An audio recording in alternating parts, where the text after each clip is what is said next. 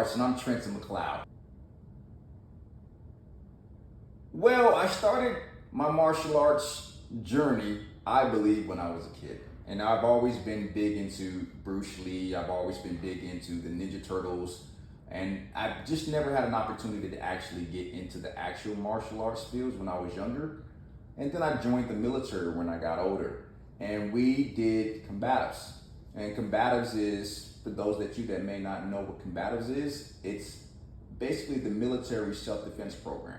So I got into Combatives and I met a guy named Terrell. So Terrell was a really, really close friend of mine. He was actually a part of my unit when I was in basic training as we were going through the Combatives program, and he was a black belt. This was my first encounter with a black belt. So when we started doing Combatives, Terrell rolled with the drill sergeants and he was beating them. And that blew my mind, right? The drill sergeants were the creme de la creme. We had some of the most phenomenal drill sergeants. They were really, really highly talented individuals when it comes to hand-to-hand combat and firearms as well. And Terrell handled them all. And he was hurt. He had a sprained ankle and he still handled them all. And this is the first time I've ever seen anyone do a move that I know now to be called the crucifix. It was amazing to me. So we also did Pugu Sticks too as well. And at this time I didn't know that Terrell was a black belt in several different martial arts. I don't think no one knew at the time. And so when we went over to the Pugu Sticks are supposed to simulate bayonets. If you think of a Q-tip with extremely large bottoms on each side, or humongous marshmallows on each side, that's a Pugu stick.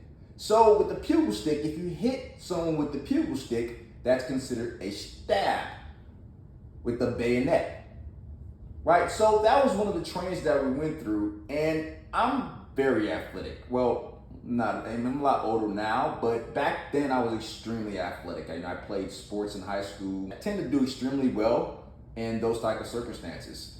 And I was dominating everybody. And then I got an opportunity to go against Terrell, who was also dominating everybody. But I was using athleticism and he was using technique. But at the time I didn't know that. I didn't know what I was looking at.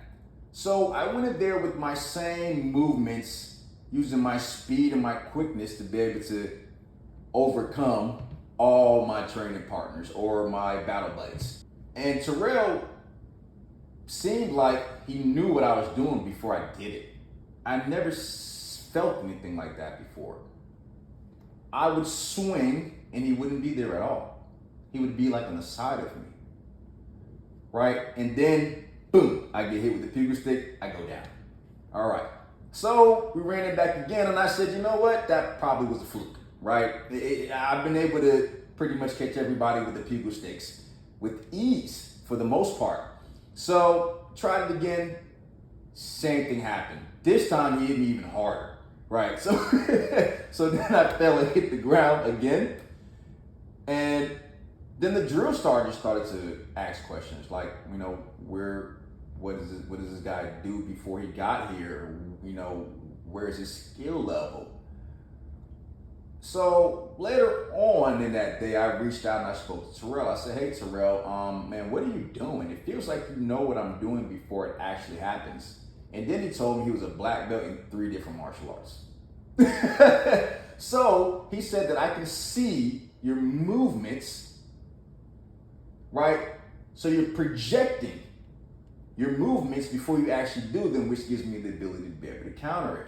And me being curious, because everything he was doing reminded me of the martial arts stuff that I was watching when I was a kid, right? But he was able to explain it.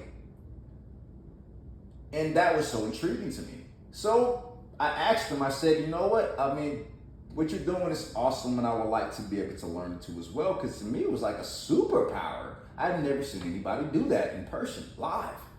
It's especially to me, right? So I was intrigued. So Terrell said, you should do jiu-jitsu.